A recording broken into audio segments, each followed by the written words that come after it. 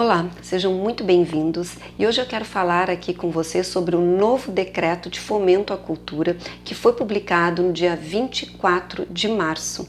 Esse decreto, ele regulamenta não somente a Lei Rouanet, mas também outros mecanismos de fomento do sistema de financiamento à cultura.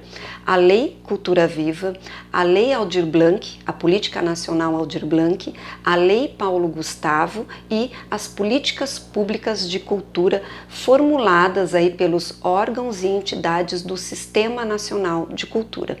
Este decreto ele está dividido entre o fomento direto e o fomento indireto.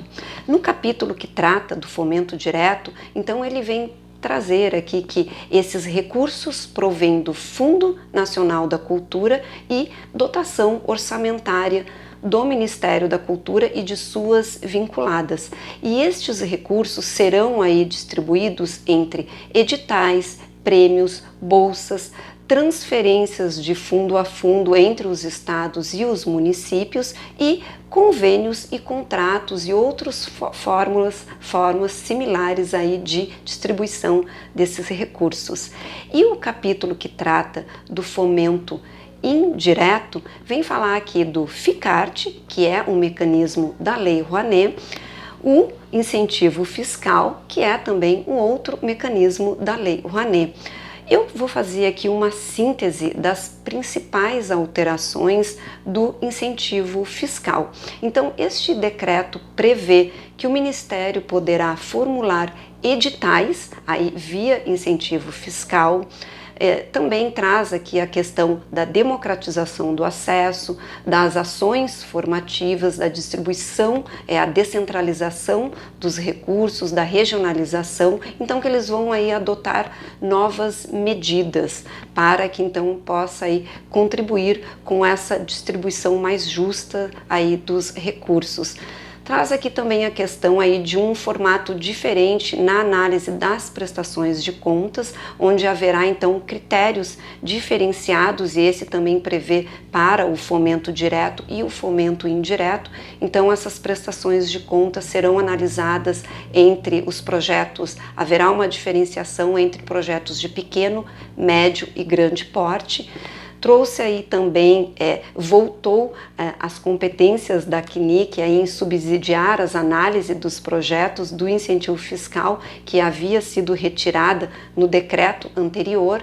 Também aí a CNIC passa aí a publicar súmulas administrativas para auxiliar então o incentivo fiscal. Ele inseriu aqui também nesse decreto aí a possibilidade, o reconhecimento da prescrição. E isso traz aí então uma questão principalmente aí na prestação de contas, né?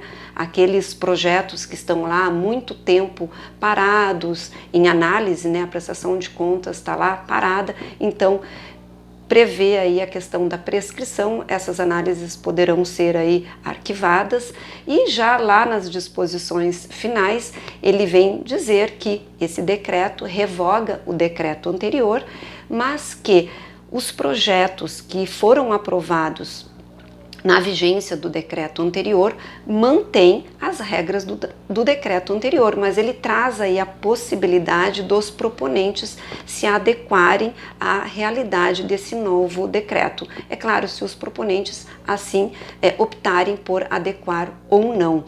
Eu quero falar aqui da questão dos segmentos, que foi uma questão aí polêmica, né, que muitas pessoas aí falaram que o decreto teria então tirado o incentivo para a arte sacra. Isso não é verdade, né? Eu vou ler aqui para vocês os segmentos então que está aí.